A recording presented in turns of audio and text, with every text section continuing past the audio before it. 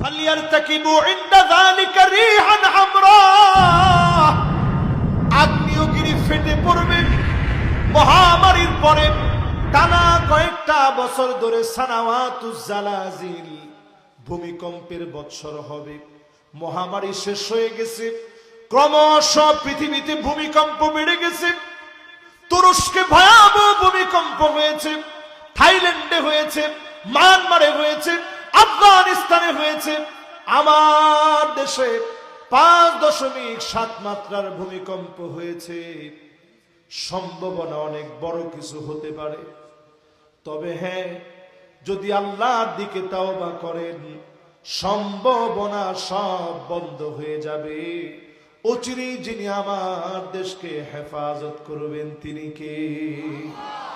এই যে আযাব যেগুলো দেখতেছেন, আযাবের মহড়া, এটা শুধু এক জায়গায় না, সব জায়গায় ছড়ায় পড়তেছে। আযাবের মহড়া বাড়তেছে কেন?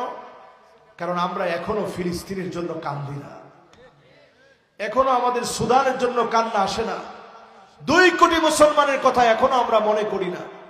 আমার গুজরাটে মুসলমানদের হালত সম্পর্কে আমাদের কোনো মায়া নাই, কোনো মহব্বত নেই।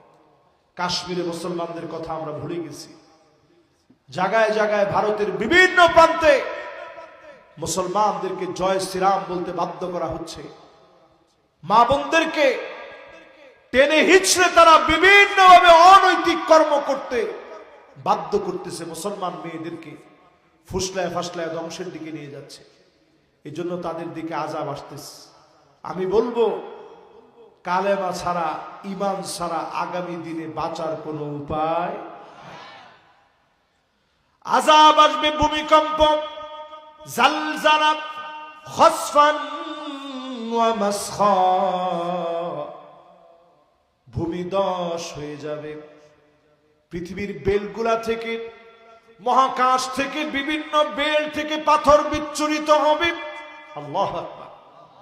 একটা দেশ শেষ হয়ে যাবে বিয়াস, একটা পাথর এসে পড়লে। এরকম পাথর পৃথিবীর দিকে ধেয়ে আসবে। এটা পৃথিবীতে প্রায় সময় আসে। আল্লাহ একটা উল্কি পিণ্ড বানায়, এটাকে দুর্বল করায় শেষ করে দেয়। জোরে করে আল্লাহু আকবার।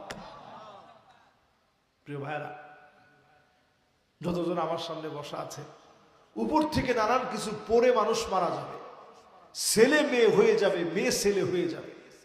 হচ্ছে নি? আরে কথা কয় না, হচ্ছে। এই জন্য আযাব থেকে বাঁচার জন্য দ্বীনের পথে থাকতে হবে। রাজি আছেন? জমিনে দ্বীন কায়েমের সিদ্ধান্ত নিতে হবে। রাজি আছেন?